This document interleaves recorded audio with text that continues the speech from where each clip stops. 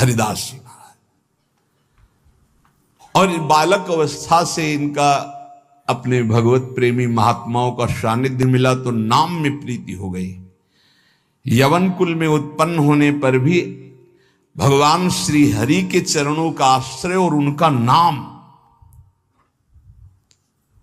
नाम का ऐसा उनको चस्का लगा कि जिस दिन से पकड़ा बढ़ता ही चला गया नाम। और नाम ने फिर जीवन में निष्ठा पैदा कर दी। ये निष्ठा का मतलब होता प्राण निकल जाए तो ही नाम स्फुरण बंद हो, अन्यथा नाम स्फुरण बंद नहीं हो सकता, चाहे काटना शुरू कर दो, वो नाम स्फुरण, इसे निष्ठा कहते हैं।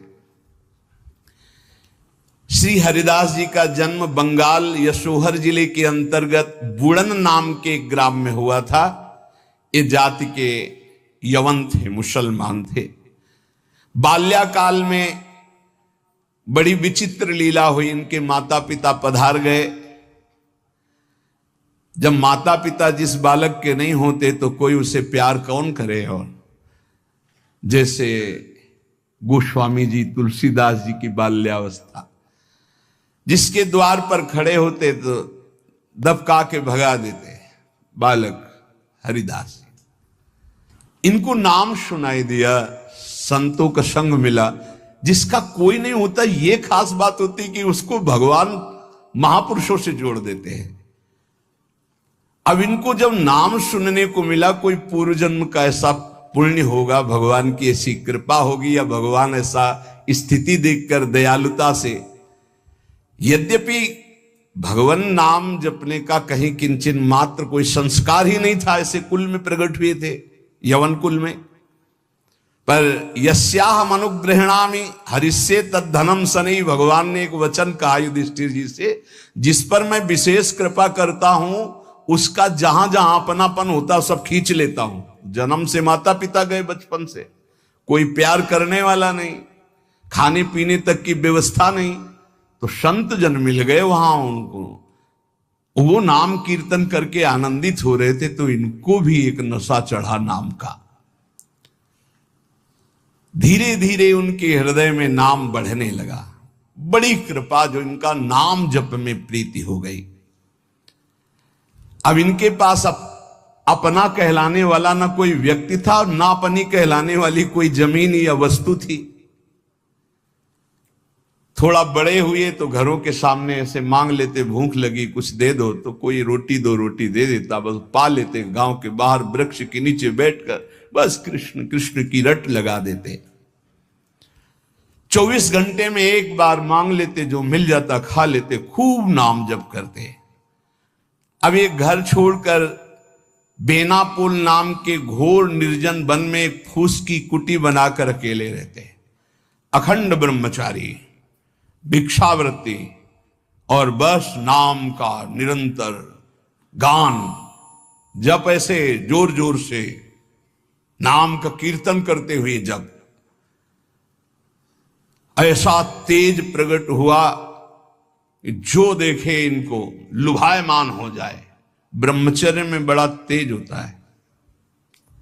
अगर शरीर रोग ग्रसित ना हो और संयम से चल रहा है तो लाखों करोड़ों के बीच में उसका अलग चेहरा दिखाई देगा कि ये अलग है। ब्रह्मचारी का पहचान होती, वो चिकनाहट से नहीं होती पहचान। चिकनाहट तो अभक्ष पदार्थ खाने वालों के भी चेहरे में होती है।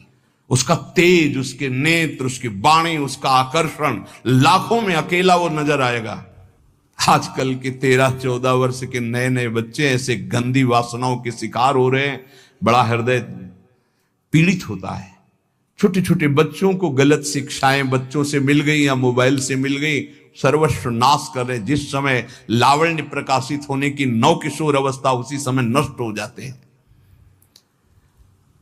जो देखता ठाकुर हरिदास जी को प्रभावित हो जाता। क्या दे दूं, ऐसा लगता क्या दे दूं, कैसे हमसे बात करें, ये हमारी तरफ हेर ले, नेत्र नीचे, बस नाम चल रहा है। जब भिक्षा के लिए जाते तो प्रभावित होकर लोग, एक समय था कि दबका देते, एक समय था मांगने से एक आध रोटी, लोग हाथ जोड़े खड़े रहते, हमसे ले, हमारे पास बैठ के पालो। पर इनका भगवान नाम चल रहा है, ना बोलना किसी से, ना नाम का तार टूटना, बस धीरे धीरे निरंतर नाम उच्चारण करते रहना। भगवान नाम का इतना प्रभाव पड़ा कि जहां वो बैठ जाते वो स्थान पवित्र हो जाता, वहां लोगों को शांति मिलने लगती। ये प्रभाव होता है। इनका यश फैलने लगा दूर दूर तक। अब लोग इनके दर्शन करने के लिए आने लगे।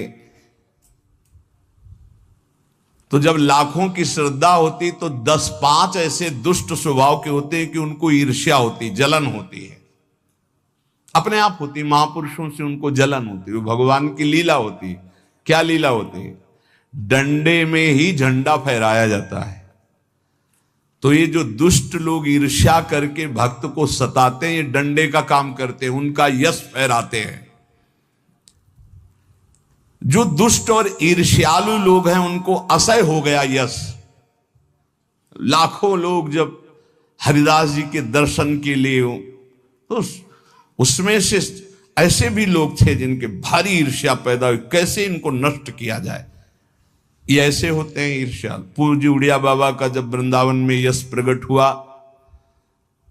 तो कुछ लोगों ने चंदा इकट्ठा करके बाबा की बीच सत्संग में नाक काटने के लिए आदमी तय किया। वो आदमी चाकू छुपा के गया प्रणाम करने की मुद्रा, और ऐसे जीव तो वहां उनके पार्षद जो मोरछली डरा रहे थे बहुत सावधान, तत्काल पकड़ते पकड़ते चावल भर नाक में चाकू चली गई। बाबा उनको तत्काल एकांत लायक गुफा में ले गए और कहा, भैया हमने कभी कोई कटु वचन आपको कहा क्या? तो रो पड़ा। बोले, बाबा पैसे में, गरीब आदमी हूं मैं, पैसे में बिक गया। मुझे अमुक ने इतने रुपए दिए हैं और कहा इसके बाद इतने रुपए और देंगे। मैं हाथरस का हूं, मैं गरीब आदमी हूं, केवल पैसे के लिए काम। मैं आपको नहीं जानता था पर हमसे कहा गया कि जाइए और ऐसा कर।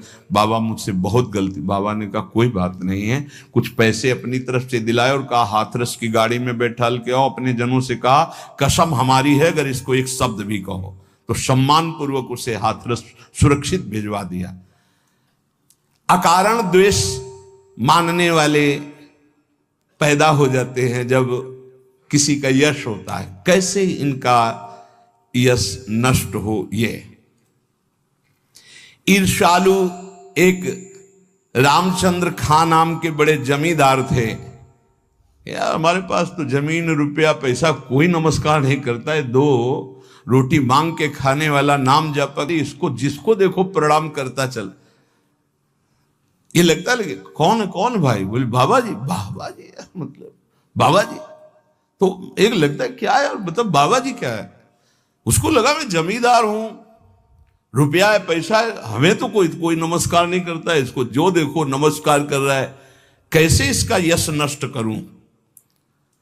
तो पहला बाण होता है कामिनी। जब कभी किसी को नीचा दिखाना होता है, ऐसा होता है। जब कभी किसी का यश होता है तो विविध प्रकार की माया के पार्षद अपना प्रयास करते हैं। तो उसने विचार किया कि इसका कैसे नाश किया जा सकता है, कैसे नीचा दिखाऊं, इसके बड़े हुए यश को कैसे मिट्टी में मिलाऊं। जमींदार तो था ही, पैसे थे ही। उसने विचार किया कि इनके पतन करने के लिए, इनका पतन भी करूं उपहास भी करूं, दोनों बातें हो जाएंगी। उसने नवीन अवस्था की वैश्या 2 जो उसके परिचय में थी, उनमें से एक को देखा जो बहुत प्रवीण, बहुत सुंदर, बहुत चालबाज, चतुर। उसे कहा जितना रुपया चाहोगे उतना देंगे, बस इनकी कुटिया में जाओ, इनको पतित कर दो, फिर हम अल्लाह मचा देंगे और तुम हां बोल देना। वो पैसे में बिकने वाली उसको तो क्या, जिसके बड़े रक्षक भगवान है उसको कौन पतित कर सकता है, नीचा दिखा सकता है। एक बार गदाधर भट्ट जी का बहुत बड़ा यश फैला हुआ था। जब वो सत्संग करते तो लोग हजारों लाखों लोग सत्संग का आनंद लेते।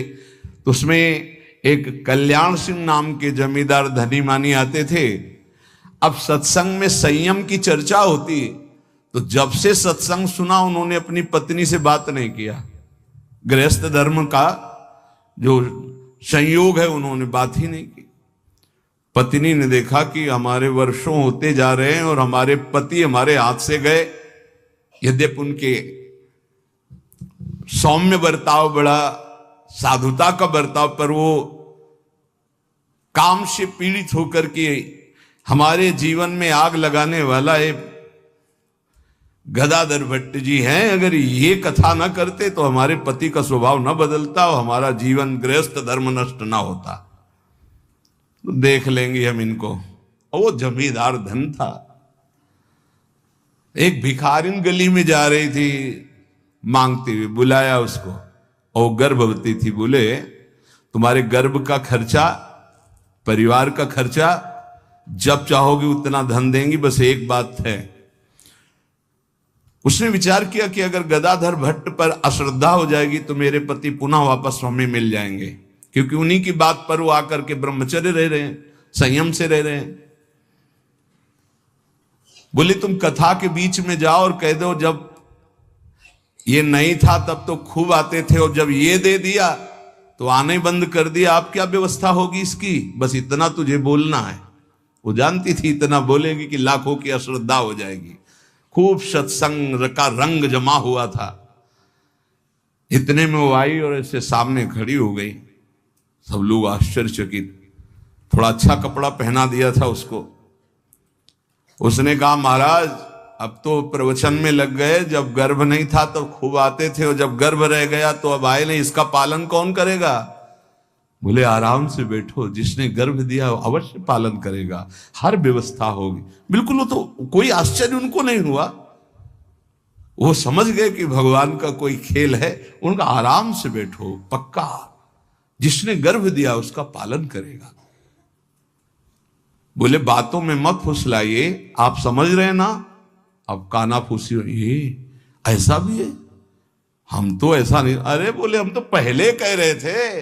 अब उनमें जो तर्क वाले, संशय वाले थे उनके गुट होने लगे, चर्चाएं होने लगी, अब हाहाकार मच गया। तो कुछ तो ऐसे भक्त थे जो प्राण दे दें तो उनका ऐसा हो ही नहीं सकता, ऐसा नहीं हो सकता।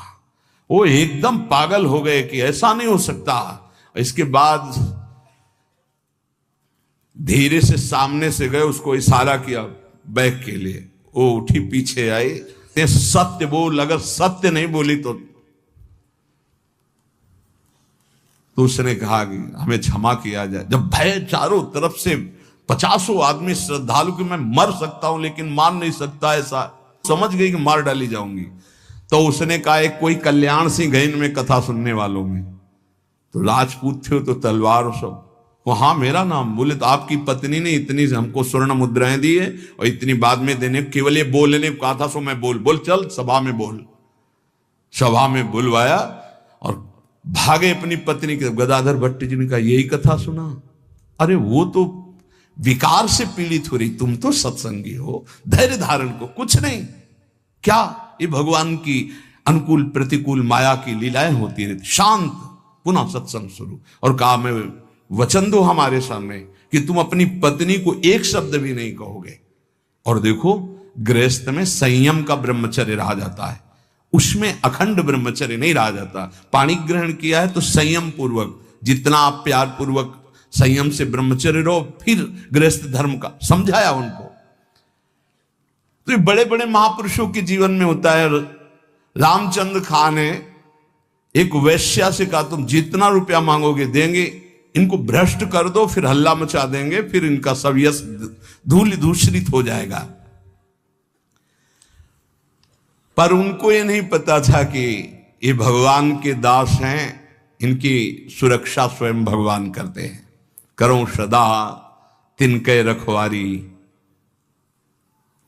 जिम बालक राखे महतारी। जैसे मां दिखाई नहीं दे रही, बालक खेल रहा है, लेकिन पक्का मानिए मां की दृष्टि वही है, अपने बच्चे पे है। कहीं कोई ऐसी बात ना हो जाए जो हमारे बच्चे को दुख हो जाए, वो कार्य करती हुई एक दृष्टि में देखती रहती है। मेरे प्रभु अपने जन को हर समय देखते रहते हैं, हर समय से। जहां मेरा भक्त चरण रखे वहां रखूं मैं हाथ। बस लीला समझ पाना बहुत कठिन है भगवान की। संपूर्ण संसार एक तरफ विरोध करने लगे तो भी भक्त का बाल बांका नहीं हो सकता। जो होगा विधान भगवान की तरफ से होगा। पर नीच पुरुष अपनी नीचता से बाज नहीं आता। उसने 16 वर्षीय वैश्या को, जो बड़ी रूपवती थी, बड़ी प्रवीण थी, चालबाज थी, चतुर थी, उसको खूब श्रृंगारित करके भेजा, जाओ और उनको भ्रष्ट कर दो। जंगल में रहते थे। उसको भी गर्व था कि कोई ऐसा पुरुष पैदा नहीं हुआ जिसको मैं चाहूं और भ्रष्ट न कर सकूं। पर उसको क्या पता था कि परम पुरुष का दास ऐसा होता है। हरिनाम में डूबे हुए श्री ठाकुर हरिदास जी उसकी कुटिया में गए। ठाकुर हरिदास जी ने कृष्ण कृष्ण कृष्ण, शांत बैठे हो अपने कृष्ण कृष्ण, बार बार बोलना चाहती, कुछ बात कर, हरे कृष्ण हरे कृष्ण। सुबह से गई, पूरी शाम हो गई, कृष्ण कृष्ण कृष्ण। जहां वो कुछ बात करने को होती, मां हमारा नाम पूरा हो जाए, फिर वहां 1000-2000 नाम थोड़ी, लाखों की संख्या में 3 लाख नाम तो जोर जोर से जपते थे। वो बार बार बैठी उनकी मुख कांति को देखती रहती, बैठी रही। शाम हुई, सोचा रात्रि में बात तो हो ही जाएगी। वैसे तो 3 लाख नाम जप करके फिर लघु शंका आदि कभी उठते, आज उठे ही नहीं, पूरी रात्रि भी नाम चल रहा है। वैश्या फिर गई, श्रृंगार वंगार करके फिर दोबारा आई, फिर नाम कीर्तन। जब बीच में बोलने की बात करती तो हरे कृष्ण कृष्ण।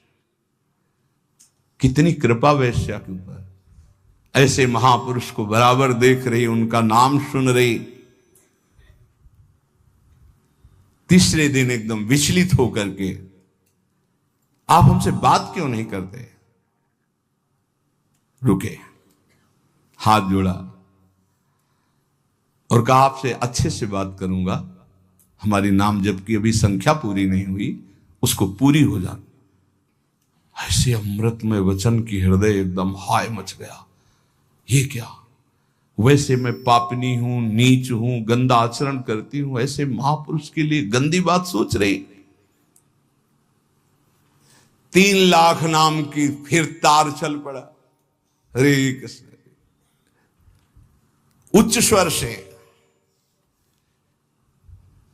रोने लगी वो, शुरू हो गई हरे कृष्ण हरे कृष्ण। साथ में हरिदास जी ने देखा, हा अब क्या महापुरुषों का प्रभाव। हरिदास जी अब बोले, हाँ अब बात कर सकती हो। तो बात करने लायक नहीं रह गई थी।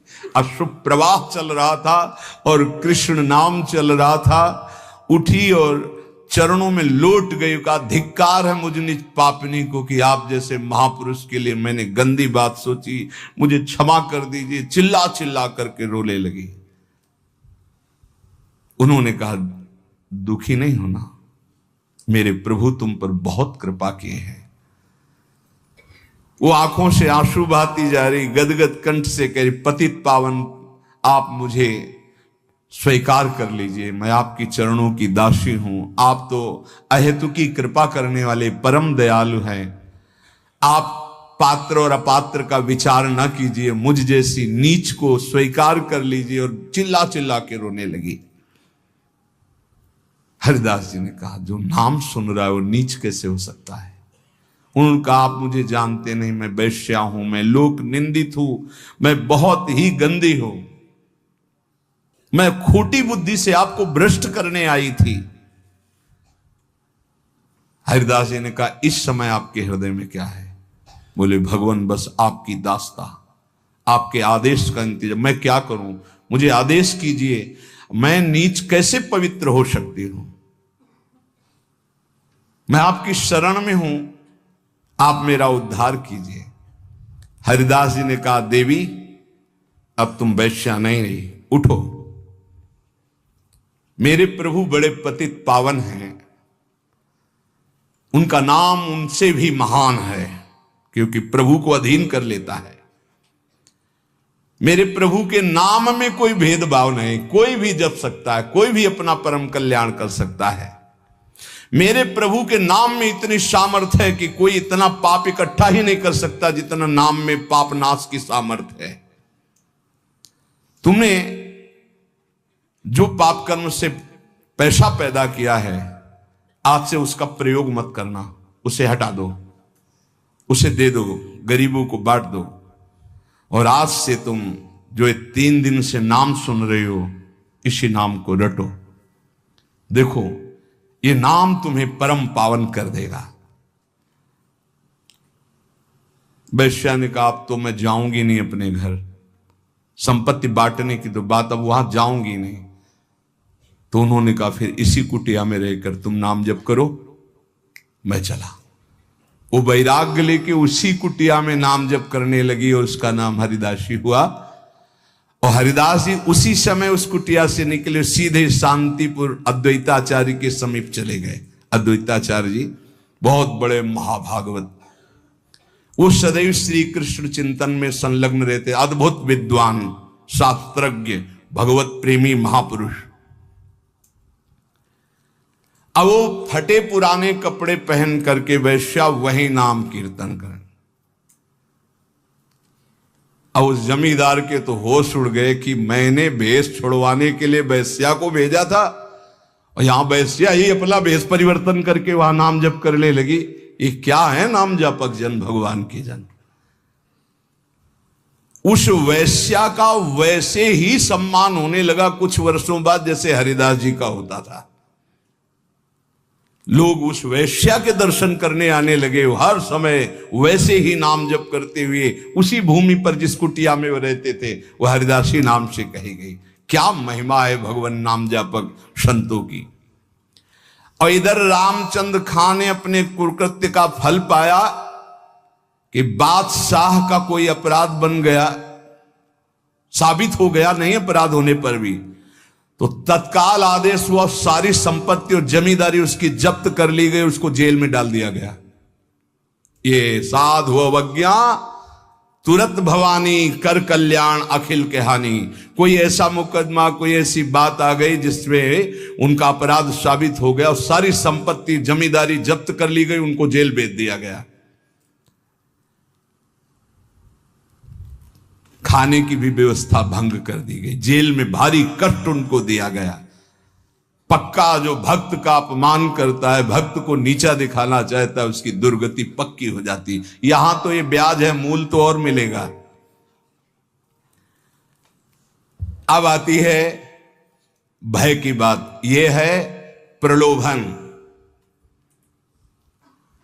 जब कोई भगवत मार्ग में चलता है तो इतना तो तैयारी रखो ही, जैसे आर्मी में कोई जाता ना तो इतना दौड़, इतनी ऊंच, इतनी को कूद होना चाहिए, ऐसा ऐसा, ये चढ़ना, ये उतरना। ऐसे हमने देखा जब हम गंगा किनारे भ्रमण कर रहे थे तो फतेहगढ़ फर्रुखाबाद ये ट्रेनिंग क्षेत्र है उधर, तो गंगा के किनारे ही रेती में देखा, जैसे दौड़ में रेती में दौड़ लगा रहे हैं और वो थोड़ा भी उनमें कमी होती तो पेट पकड़ के ऐसे कैसे कैसे उनको बिल्कुल मजबूत तैयार करते हैं। तो अपने लोग तो हरि पार्षद हैं, ये तो राष्ट्रीय सुरक्षा त्रिभुवनपति के पार्षद होते हैं, जो संत जन भगवान नाम जापक होते हैं। अब इनकी कसाई कितनी जोर की होती है, पर उनके हृदय में भय नहीं होता, बस ये बात समझ लीजिए। ये सुन करके भयभीत मत होना कि तुम्हारे ऐसे साथ नहीं। कक्षा 1 के विद्यार्थी को पीएचडी का प्रश्न नहीं दिया जाता, ये सब डिग्री प्राप्त हैं। अपने लोग अभी 1 के भी नीचे चलने लगे, क्लास नहीं चलते। हमारे समय में तो नहीं चलते थे, 1 2 3 सीधे भर्ती 1 में होती थी। अब तो सुना है कक्षा 1 तक पहुंचने के लिए 2-3 साल लगते हैं। नहीं, क्या बोला जाता है उसको, एजी केजी जो भी ले तो अपने समझो एजी केजी वाले भाई अपने। अभी नंबर 1 पे ले आए हैं, अभी परीक्षा उनकी होती है जो बहुत, ये डिग्री है, ये डिग्री वाले महापुरुष हैं, आजीवन भगवान को समर्पित करके अनन्य। कांप जाए कोई इनके साथ जैसा हुआ। पहली तो ये बात सुनी ना, एकांत जंगल है, 16 वर्ष की सुंदरी वैश्या है और वो आई है भ्रष्ट करने के लिए, और वो नाम जप कर रहे 3 दिन 3 रात बराबर, एक बार भी। क्या मन है इनका, क्या है स्थिति इनकी, यह है भगवान के शरणागत की। एक ब्राह्मण बूढ़ा था और धनी मानी था, 4 लड़के थे, एक लड़की थी। अपने लड़कों से कहा कि हम तीर्थ यात्रा जाते हैं, 3 में 4 में से एक चलो, सहयोग करो। तो उन्होंने कहा तुम्हें तीर्थ जाना, जाओ, हमारे पास समय नहीं। और वो विचार कर रहे थे कि बूढ़ा आदमी तीर्थ कैसे जाऊं। तो पड़ोस का एक गरीब ब्राह्मण का जवान बालक था, वो आया, उसने कहा काहे को सोच रहे हो, क्या बात सोच रहे हो? बोले हम तीर्थ यात्रा करना चाहते हैं। बोले तीर्थ यात्रा तो बहुत बढ़िया बात है भाई, जिसके पास धन है वही कर सकता है, हम कहां से कर सकते हैं। बोले चलो अगर हमारा साथ दे दो तो खान पान का सब खर्चा हम देखेंगे और तीर्थ यात्रा दोनों कर आते। बोले बहुत बढ़िया बात है। वो सोचा कि इनके सारे हमारा भी तीर्थ यात्रा हो जाएगा। वो जवान गरीब ब्राह्मण बोला। अब वो पूरे तीर्थों में घुमाते हुए जब वृंदावन आए तो बीमार हो गया, तो बहुत सेवा की, बड़ा हृदय प्रसन्न हुआ उस धनी ब्राह्मण का, बूढ़े का। और गोपाल जी के मंदिर में कहा भगवान को साक्षी करके कहते हैं कि एक बेटी है, मैं तुम्हें अपनी बेटी का पाणी ग्रहण संस्कार तुम्हारे साथ करूंगा। बोले ताऊ देखो झूठ मत बोलना, वैसे तो हमारी कोई इच्छा नहीं थी, अब तुम कह दिए तो हमारी भी मन में ब्याह की इच्छा आ गई। भगवान के सामने कह रहे हो, घर में जाके बदल मत जाना, क्योंकि मैं गरीब आदमी हूं, तुम बड़े आदमी हो। अरे उन्होंने कहा हम जब भगवान के सामने कह रहे तुम्हें क्या चिंता है। सब तीर्थ करके वापस गए। 4 महीना 5 महीना हो गए, ताऊ जी कोई चर्चा नहीं की। तो वो घर गए, कहा प्रणाम। वो ब्याह वाली बात, उनके लड़कों ने धक्का लगाया, बस अपने को देखता है तो हमारी बहन के ब्याह लग बाहर कर दे। बूढ़े से कहा भगवान के सामने साक्षी तुमने कहा था तुम्हें, तो बूढ़ा बस कहता हमें कुछ याद नहीं कि हमने कुछ कहा है। और वो पंचायत बैठा ली। पहले गांव में पंच लोग न्याय करते थे, तो उन्होंने कहा ठाकुर जी के सामने इन्होंने कहा कि हम अपनी बेटी का ब्याह करेंगे। लड़कों ने बूढ़े को सिखा दिया था, कह देना कि अगर ठाकुर जी आके साक्षी दे दे तो हम ब्याह कर देंगे। तो उसने कहा देखो हमें तो याद नहीं, अगर ठाकुर जी तुम्हारे यहां आकर के उड़ीसा प्रांत में आकर कह दें गांव में कि हाँ हमने कहा था तो हम बेटी का ब्याह कर देंगे। सोचते थे मूर्ति चल के कहां से आएगी, लेकिन विश्वास। अब उसने कि इनके प्रकार जो कुछ संपत्ति थी 1500 रुपए बांधे और वृंदावन आए, क्योंकि जानते थे वृंदावन के ठाकुर को खान पान। गोपाल जी का दर्शन किया, कहा महाराज याद है तुम्हारे सामने वो बूढ़ा ब्राह्मण कहा था हमारा ब्याह का मामला है, साक्षी आप हो। भगवान कुछ नहीं होता। अब समय से यहां तो शयन होता है, ठाकुर जी का शयन हो गया, सब चले गए। मंदिर के बाहर बैठ के आवाज लगा रहा, सुनो आप ही की साक्षी से हमारा ब्याह होगा। अब सब चले गए थे, रात्रि का समय। ठाकुर जी ने अंदर से कहा मूर्ति कहीं जाके गवाही देगी? अरे बोले मूर्ति जब बोल सकती तो चल क्यों नहीं सकती है? ठाकुर जी उठ के आए और कहा देखो यार चल तो सकते, पर हमें खान पान की भी। बोले हमें पता था, आपका स्वभाव पता था कि माखन मिश्री ये सब आपको पसंद है, हमारे पास कुछ रुपया है, हम सब खरीद लेंगे और लेकर चलेंगे। तो बोले जल्दी व्यवस्था करो, रातों रात यहां से निकल चलते। ठाकुर जी देखो तैयार हो गए। बोले चलोगे तुम, हमारे साथ चलना है आपको, तो आगे आगे चलोगे कि पीछे चलोगे? ठाकुर जी ने कहा आगे तो तुम्हें चलना पड़ेगा, पीछे हम चलेंगे। बोले ना आए तो कैसे पता चलेगा आप आ रहे हो? बोले हमारे नूपुरों की ध्वनि सुनाई देगी, पर एक बात है अगर पीछे मुड़ के देख लिया जहां से वहां से हम नहीं जाएंगे। बोले जब नूपुरों की ध्वनि पैर की आहट सुनाई देगी तो हम क्यों देखेंगे पीछे? खवाने पियाने के लिए तो पीछे देख सकते हैं रुक के। बोले हाँ ठीक, बात तय हुई। गोपाल जी चले। कई दिन खवा पिया के ठाकुर जी को भोग लगा के जब गांव के नजदीक रह गया तो उसने देखा कि आ रहे कि नहीं, पीछे देखा ललित त्रिभंगी ठाकुर। ठाकुर जी ने कहा देखो अब तो नहीं जाएंगे। बोले जरूरत भी नहीं, हम सबको बुला के लाते हैं। गांव में हल्ला मचा, वृंदावन से गोपाल जी आए साक्षी देने के, भीड़ लग गई। ब्राह्मण ने कहा अपने लड़कों से कि आप नहीं, अब तो साक्षी देने की जरूरत ही नहीं, भगवान पधार गए और ब्याह हो। बोले विश्वास का फल देखो, मूर्ति चल करके यहां से उड़ीसा प्रांत जाकर साक्षी देने लगी। विश्वास का फल देखो, भयंकर से भयंकर कष्ट की परिस्थिति में प्रहलाद जी की आह नहीं निकली, और प्रहलाद जी का विश्वास देखो, खंभे से नरसिंह भगवान का अवतार हो गया। ये विश्वास बहुत बड़ी उपलब्धि है साधना की। महात्मा हरिदास जी विश्वास के तो मूर्तिमान स्वरूप हैं।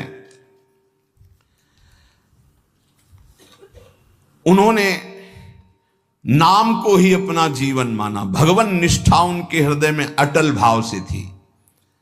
बेनापोल की निर्जन कुटिया में उस वैश्या का उद्धार करके उसे हरिदासी बनाकर आप शांतिपुर आ गए, अद्वैताचार्य जी के पास। शांतिपुर के समीप ही फुलिया नामक ग्राम में एकांत में छोटी सी फूस की झोपड़ी बनाकर अहरनिश कृष्ण नाम जप रहे थे।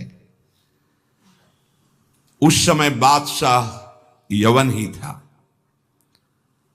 और वहां के बड़े बड़े काजी अधिकारी यवन ही थे। भारी अत्याचार उन लोगों का था,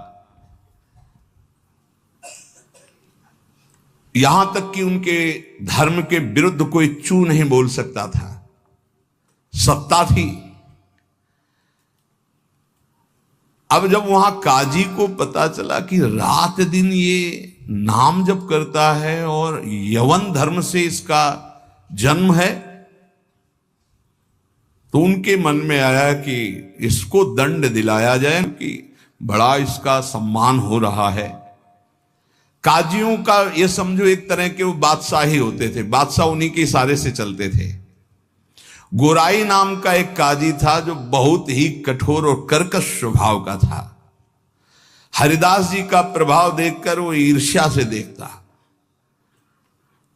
मतलब कुछ लोग ऐसे देखते हैं कि बस उनके पास जो है वो भस्मासुर वाली ताकत नहीं है कि हाथ धर दे भस्म हो जाए, नहीं तो भक्तों को वो भस्म ही कर दे, ऐसी दृष्टि होती है।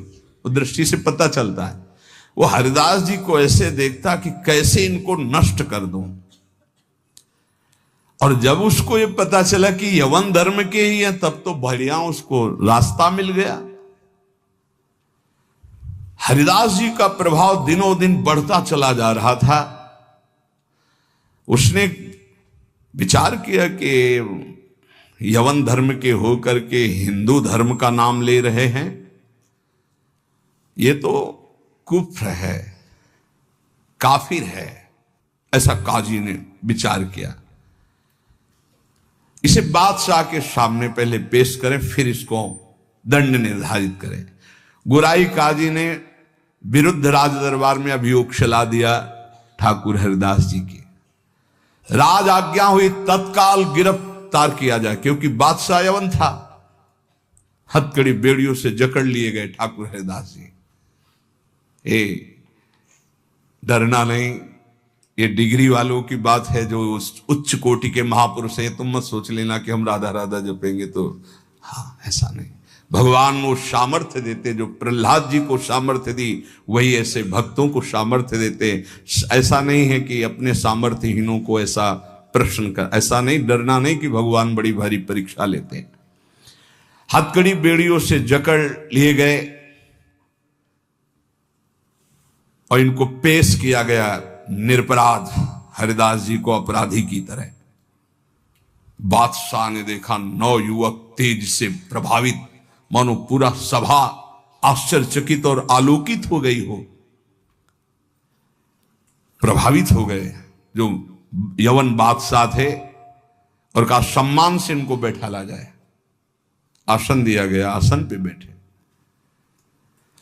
हरिदास जी जब बैठ गए तो बादशाह ने कहा कि आपने स्वाभाविक धर्म परिवर्तन किया है, तुम्हारा जन्म तो मुसलमान के घर में हुआ है और ये तुम्हारी जैसे अपने भगवान का नाम लेते हैं, तैसे अपने भगवान का नाम लेके बोले कि तुम्हारी तो कृपा ही जो है, जो यवन धर्म में तुम्हारा जन्म हुआ। बादशाह ने कहा तुम काफिरों का आचरण क्यों करते हो? इससे तो तुम्हें नर्क जाना पड़ेगा। मुझे बड़ी दया आ रही तुम्हें देखकर, दंड देना नहीं चाहता, फिर भी तुम तौबा बोलो, प्रायश्चित करो और कलमा पढ़ो, छोड़ो इसे, तो तुम्हारे दंड में हम कुछ कमी कर सकते हैं, नहीं तो भयानक दंड तुम्हें मिलेगा क्योंकि तुम काफिर हो। सुख की प्राप्ति धर्म से चलने से होती, तुम धर्म का त्याग कर चुके हो। हरिदास जी ने कहा श्रीमान महाशय, आपने जो कुछ कहा आप अपने ज्ञान के अनुसार, विश्वास के अनुसार, धर्म के अनुसार ठीक बोल रहे हैं। आपका विश्वास आपको फल देता है, ठीक कह रहे हैं। क्या कोई हिंदू आपके धर्म को स्वीकार करेगा? अगर स्वीकार करेगा तो उसे नरक मिलेगा? बोले नहीं, वो स्वीकार कर सकता है और उसकी भगवान की कृपा होगी। वो अपने भगवान का नाम लेते हुए बोले हाँ, तो क्या कोई इस्लाम छोड़कर अगर हिंदू धर्म को स्वीकार करता है, क्या उसके ऊपर भगवान की कृपा नहीं होगी? क्या वो भगवान का भजन नहीं करता? फंसा लिया। काजी बीच में बोल पड़ा, देखो साहब इसकी बातों में मत आना, अगर आप इसको छूट दी तो आगे आप समझ लीजिए कि आपके धर्म में चलने वाले कितने लोग ऐसा करने लगेंगे। हरिदास जी ने कहा हमारी निष्ठा भगवान नाम में है। आप चाहे अभी इसी क्षण मेरे प्राण ले लो, मेरा नाम रुकने वाला नहीं। मैं कभी तौबा नहीं बोल सकता क्योंकि मैं कोई अधर्म नहीं कर रहा हूं, किसी को कष्ट नहीं दे रहा हूं। ये निष्ठा देखकर पसीना पसीना हो गया मुलुकपति। तेज गर्व भरी भगवान निष्ठा की बात, इस पे नहीं दैन्यता होती। नहीं, प्राण ले लो अभी अपने हम धर्म पर।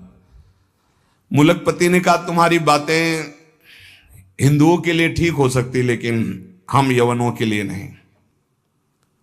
तुम हमारे धर्म में पैदा हो इसलिए हमारी बात पर विश्वास करो। हरिदास जी ने कहा महाशय आपका कहना ठीक है, किंतु विश्वास किसी बल से नहीं तोड़ा जा सकता। बादशाह से ऐसे बात वही कर सकता है जिसे भगवान का बल प्राप्त हो। देखो मैं पूर्व जन्म का कोई ना कोई संस्कार लेकर के आया हूं जिससे भगवान नाम में मेरी प्रीति हुई है, और मैं भगवान नाम छोड़ नहीं सकता। मेरा दृढ़ विश्वास है चाहे अभी प्राण ले लिए जाएं। और अगर आप ऐसे ही दंड देने वाले हैं तो कितने लाखों हिंदुओं को मुस्लिम बना लिया, क्या उनको दंड दे रहे हैं आप? यदि ऐसा वो दंड के अपराध भागी नहीं बने कि हिंदू धर्म छोड़कर आपने उनको यवन धर्म में बना लिया, तो मैं यवन धर्म छोड़कर अगर नाम जप करता हूं तो मैं अपराधी कैसे हो सकता हूं? बादशाह चुप हो गया। गुराई काजी ने देखा यहां मामला तो उल्टा हो गया। तब जोरों के साथ कहा हम ये सब कुछ नहीं सुनना चाहते, इस जो धर्म के प्रतिकूल चले उसको दंड देना चाहिए। तुम अधर्म कर रहे हो, तुम काफिर हो, तुम्हें दंड मिलना चाहिए। काजी के बोलते ही बादशाह चुप हो गए, ना इधर कुछ बोल पा रहे ना इधर। फिर कहा कि देखो गोराई काजी जो कह रहे हैं तुम वो बात मान लो और कलमा पढ़ो और छोड़ो ये नाम जप करना। हरिदास जी ने कहा श्रीमान महाशय हम एक बार केवल बोलते हैं, दोबारा आपको जो कहना हो सो कह लीजिएगा, मैं बोलूंगा नहीं। मैं प्राण त्याग सकता हूं पर भगवान नाम नहीं छोड़ सकता। क्या निष्ठा है! आप दंड जो देना चाहे मैं स्वीकार करता हूं, लेकिन नाम नहीं छोड़ सकता। मेरी देह के आप इसी सभा में सैकड़ों टुकड़े कर दिए, हर टुकड़े से निकलेगा कृष्ण कृष्ण कृष्ण, छूटेगा नहीं नाम। मैं तुम्हारे दंड देने से विचलित नहीं हो सकता। मैं हरिनाम को जब तक श्वास है नहीं छोड़ सकता। अब आखिरी मेरी ये बात है, आप चाहे दंड दें या जो चाहे सो करें। निर्भीक उत्तर सुनकर के बादशाह सोच में पड़ गया कि ऐसे एक महान को क्या दंड दे। गुराई काजी की तरफ देखा। गुराई काजी ने कहा, हुजूर बिल्कुल दया नहीं, दंड चाहिए, नहीं तो फिर बड़ी समस्या आ जाएगी कि अपने धर्म के लोग बहुत से उधर हो जाएंगे, बहुत हानि हो जाएगी, मनमानी लोग करने लगेंगे। मुलकपति ने कहा, सही पूछो तो मेरे में हिम्मत नहीं है, तुम बोलो दस्तखत हम कर देंगे। क्या दंड दिया जाए तुम बोलो, दस्तखत कर देंगे, लेकिन हिम्मत नहीं कि मैं दंड निर्धारित कर सकूं। गुराई काजी ने कहा, हुजूर मेरी जो अंदर बात आ रही, इसको ऐसा दंड देना चाहिए कि पूरे विश्व में कोई भी इनके विपरीत आवाज ना उठा पावे। क्या क्या दंड निर्धारित किया जाए? प्राण दंड, वो भी ऐसे सीधे प्राण दंड नहीं, 22 बाजारों में कोड़ों से मार मार कर बेत और कोड़ों से इसकी जान ले ली जाए, जिससे सब कोई देखे कि धर्म के विरुद्ध चलने वाले को कैसा दंड दिया जाता है, सभी लोग ऐसा देखें और किसी की हिम्मत ना पड़े। मुलकपति ने दस्तखत कर दिया, ऐसा ही। अब तो क्या था, जल्लादों ने तत्काल हाथ बांध दिए महान भगवान नाम जापक के, और वही दरबार से शुरू किया गया। वो कोड़े जो ऐसे लगते कि खाल को खींचते चले जा रहे, घाव पे घाव, हर बाजार में भीड़ में सब जगह ऐसे। ठाकुर हरिदास जी बोलते हरि बोल, जहां कोड़े लगते हरि बोल, हरि बोल, बलिहार है। क्या हृदय भगवान ने बनाया इन महापुरुषों का कि इतना भयानक पीड़ा और कष्ट के बीच में कभी आह नहीं कहा। पीठ में से रक्त की धाराएं बह रही, रक्त बह रहा है। निर्दयी जल्लाद घावों पर कोड़ों का प्रहार कर रहे, और हरिदास जी के मुख से वही जोर की ध्वनि निकलती, जैसे कोड़ा पड़ता, हरि बोल, हरि बोल। धन्य है ये जगत इन्हीं महापुरुषों के नाम कीर्तन से, इन्हीं के यश कीर्तन से आज पावन है। सत्य कहते हैं, इन्हीं महापुरुषों के प्रताप से आज हम कुछ हरि बोल, कृष्ण बोल, राधा बोल सकते हैं। नहीं, हमारी सामर्थ्य क्या, यही सब ये साक्षात भगवत स्वरूप पार्षद अवतरित हुए जो ऐसी सामर्थ्य का दर्शन कराया। ये है भक्ति, ये है निष्ठा, नाम निष्ठा। चेहरे पर तेज और मुस्कुराहट है, जवान पर हरिनाम है, शरीर पर कोड़ों की वर्षा है। जरा विचार कीजिए क्या स्थिति है, क्या स्थिति है। मतलब देखने वाले चीख पड़ते, रो पड़ते, दुख से आंखें बंद कर लेते। अरे ऐसे निर्मम जल्लाद ऐसे महापुरुष को कष्ट दे रहे हैं जो निरपराध, कोई अपराध नहीं किया, लेकिन किसी की हिम्मत क्या कि कोई बोल सके, कोई रोक सके बादशाह के हुक्म के आगे। हरिदास जी की वही मुस्कुराहट, वही आनंद भरा शब्द, हरि बोल, हरि बोल। जल्लाद पीटते चले जाते हैं। 22 बाजारों में घुमा घुमा करके, कोड़ों से मार मार करके, लथपथ मांस के टुकड़े गिर रहे हैं। ऐसे कोड़े मारते कि चिथड़ा हो जाता सरे। जल्लाद आश्चर्य में हो गए कि किस माटी का बना हुआ ये भगत है कि एक बार भी उफ नहीं निकला, आह नहीं निकला, हरि बोल, हरि बोल। और जहां वो मारते कोड़े और कहते, अब भी कहता है हरि बोल, हरि बोल, तो मुस्कुरा के देखते, बोले तेरा भी कल्याण हो गया। क्योंकि वो भी यवन जल्लाद थे, वो गुस्सा में बोलते, अब भी कहता है हरि बोल, हरि बोल, तो कहते अब तेरा भी कल्याण हो गया, क्योंकि तू भी 2 बार तो हरि हरि बोला, तेरा भी कल्याण हो गया। ऐसे कोड़े चल रहे थे कि 10-5 कोड़ों में ही मृत्यु हो जाए आदमी की। पीठ पर असंख्यों कोड़े, नाम बराबर उच्चारण हो रहा है, कोई मुखारविंद में वेदना नहीं, कोई दर्द की वेदना नहीं। हरिदास जी बीच बीच में भगवान से प्रार्थना करते जा रहे हैं, प्रभु किसी का दोष नहीं, नाथ किसी को दंड मत देना, न इन जल्लादों को, न काजी को, न बादशाह को। प्रभु मेरी प्रार्थना है किसी को दंड मत देना। प्रभु से बात कर रहे हैं। जो दंड दे रहे हैं उनके लिए वो उसी समय भगवान से प्रार्थना कर रहे हैं कि इनको किसी को कष्ट, क्योंकि पता है प्रभु ये सब भूले हुए लोग हैं, इनके अपराध को आप कभी मानना ही नहीं कि अपराध किया है। कैसे कृपालु भक्त है, जिनके ऊपर प्रहार हो रहा है वो प्रभु से प्रार्थना कर रहे हैं, प्रहार करने वालों को कष्ट मत देना प्रभु, ये बेचारे हैं, ये भूले हुए हैं। महात्मा हरिदास जी आखिरी में हरि बोल कहकर मूर्छित हो गए। उन जल्लादों ने देखा कि नस नाड़ी में कोई धड़कन नहीं, अब ये पधार गए। गोराई काजी ने देखा कि हां ये पधार गए। सहमति हुई कि अगर इसको जमीन में दफनाओगे तो उत्तम गति होगी उनके अनुसार से, इसलिए इसको गंगा में फेंक दो। गोराई काजी ने कहा अगर कब्र में हमारे धर्म के अनुसार तो फिर इसे बहिष्ठ स्वर्ग की प्राप्ति होगी, वो मैं होने नहीं दूंगा, इसलिए इसको गंगा में फेंक दो। फेंक दिए गए। जे ही पतित पावनी भागीरथी का स्पर्श हुआ, मुख में गंगा जल गया तो जैसे अमृत गया हो। और तो गंगा के प्रवाह में गंगा जी गोद में लेके जा रहे, डुबो नहीं रहे। अब उनको चेतना आई, कृष्ण कृष्ण कृष्ण कृष्ण। गंगा जी धीरे धीरे उनको अपनी लहरों से, गंगा जल के स्पर्श से सारी जो वेदनाएं थी, घाव थे, उनमें बड़ी शीतलता। हरिदास जी को चेतना हुई और बहते हुए जब किनारे लगे तो लोगों ने उनको उठाया और फुलिया के समीप उनको गोद में लेकर के ले गए, जहां उनकी पहले कुटिया थी। चारों ओर ये बात तो फैल ही गई थी। हरिदास जी के दर्शन के लिए भारी भीड़ इकट्ठा हुई। हरिदास जी बैठ करके कीर्तन कर रहे हैं।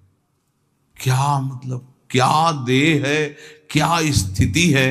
इसलिए जैसे भगवान अनंत, उनके भक्त की महिमा अनंत। गंगा जल के स्पर्श से सारे घाव खत्म हो गए, किसी औषधि की जरूरत नहीं पड़ी। चमत्कार। जब बादशाह ने सुना कि वो जीवित हो, नाम कीर्तन कर रहे हैं, तो विश्वास ही नहीं हुआ गौराई जी को कि ऐसा हो ही नहीं सकता, ऐसा बिल्कुल नहीं हो सकता, क्योंकि कुछ बचा ही नहीं था, इतनी उनकी मार मारी गई थी, ऐसा हो ही नहीं सकता। बादशाह, गोराई काजी सब देखने के लिए आए। जब ये सुना कि बादशाह साहब हटाया गया, बादशाह जाग वही तेज, वही नाम, वही स्वस्थ शरीर। तब उन्होंने गोराई काजी की तरफ देखा और कहा भारी अपराध बन गया, ये कोई साधारण नहीं हो सकते, ऐसा दंड पाने के बाद तो कोई जीवित ही नहीं रह सकता।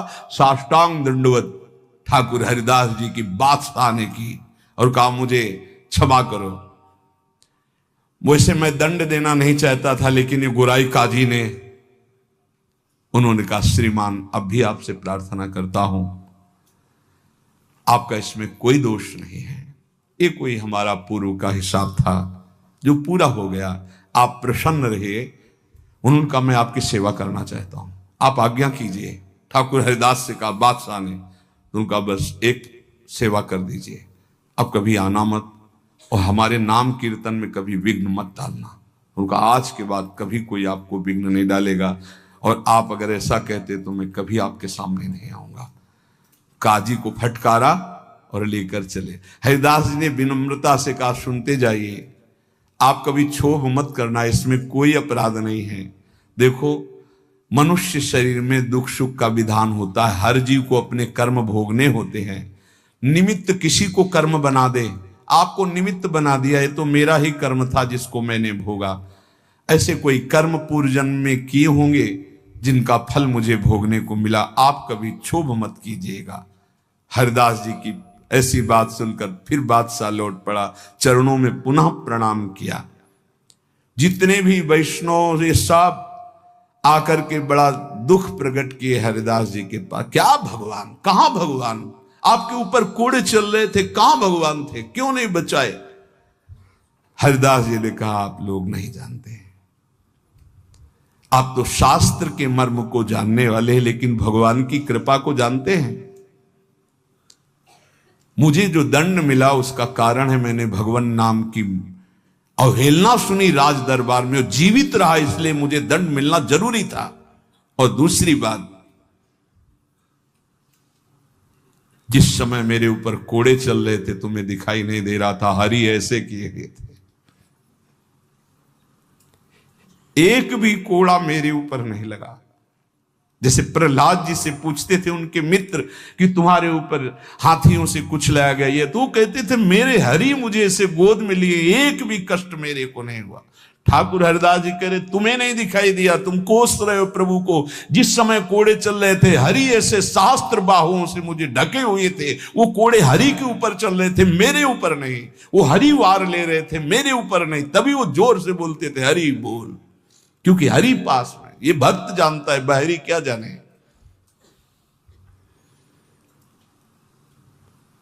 मुझे तो तनिक भी दुख नहीं हुआ, ना क्लेश हुआ। बस आप सब भक्तों से यही कहते हैं, ठाकुर हरिदास जी कह रहे हैं, आप अविश्वास मत कीजिए प्रभु पर। उनके नाम में अपार सामर्थ्य, मुझे जो सुख मिला है वो तुम्हें कैसे बताऊं।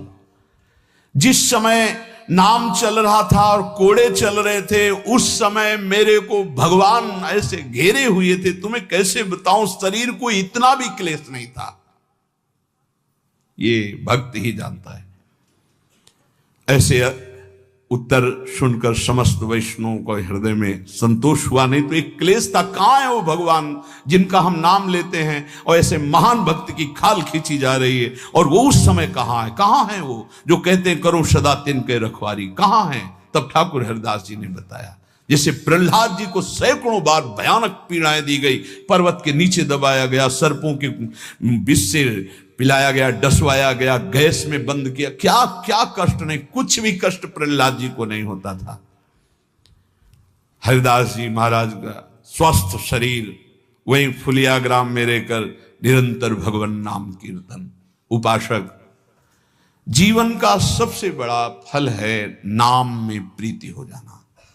किसी भी प्रलोभन से लुभायमान होकर नाम मत छोड़ो, किसी भी भय से भयभीत होकर नाम मत छोड़ो, तो तुम्हें दिखाई देगा जैसे ठाकुर हरिदास को दिखाई दिया कि प्रभु हजार बाहुओं से ऐसे, तो एक भी कोड़ा ठाकुर हरिदास जी को दुख नहीं पहुंचा सका। कर तुम अकर तुम मन था, कर तुम श्री भगवान।